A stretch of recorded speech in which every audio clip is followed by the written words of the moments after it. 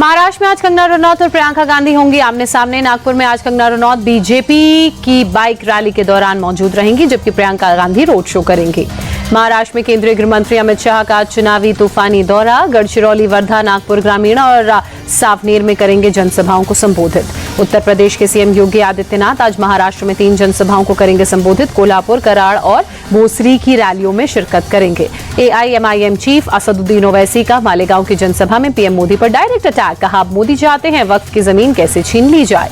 ओवैसी ने कहा, पीएम मोदी अब शेख बन चुके हैं, लिमिटेशन का कानून वक्फ पर लागू कर रहे हैं। मोदी, शिंदे और अजीत पवार वक्फ की संपत्ति खत्म करने की साजिश रच रहे हैं।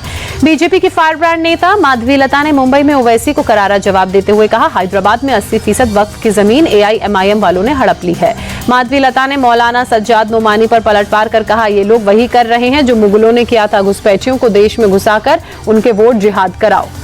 माधवी लता ने उद्धव ठाकरे की औरंगजेब से तुलना कर कहा, जिस तरह औरंगजेब ने अपने पिता की हत्या की, वैसे ही उद्धव ठाकरे ने अपने पिता के विचारों की हत्या की। मुंबई में कांग्रेस नेता राज बब्बर ने कहा, वो बटेंगे तो कटेंगे स्लोगन के खिलाफ हैं। बटेंगे और कटने की संस्कृति ठीक नहीं है। नागपुर में चुनाव प्रचार के दौरान राहुल गांधी का अनोखा अंदाज नजर आया। एक पोहे वाले की दुकान में पहुंचकर राहुल गांधी ने पोहा बनाया। राहुल गांधी ने दुकानदार से पोहे की रेसिपी सीखी, पोहे में तड़का लगाया और जब पोहा तैयार हो गया तो प्लेट में सर्व करके देते हुए लोगों को नजर आए। राहुल गांधी के दुकान में आने पर दुकानदार ने खुशी जताते हुए कहा, उसे उम्मीद नहीं थी कि राहुल गांधी अचानक से उसकी दुकान में आ जाएंगे।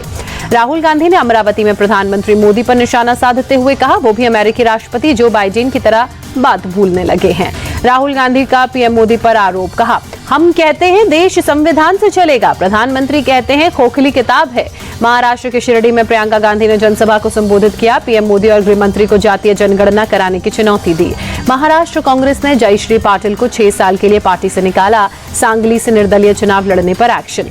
महाराष्ट्र चुनाव आयोग का एक्शन। ठाणे में सीएम शिंदे, अमरावती में राहुल गांधी, रायगढ़ में शरद पवार की हेलीकॉप्टर की जांच की। चुनाव आयोग पर भड़की कांग्रेस नेता यशोमती ठाकुर। पूछा, पीएम मोदी के बैग की जांच क्यों नहीं हो रही है।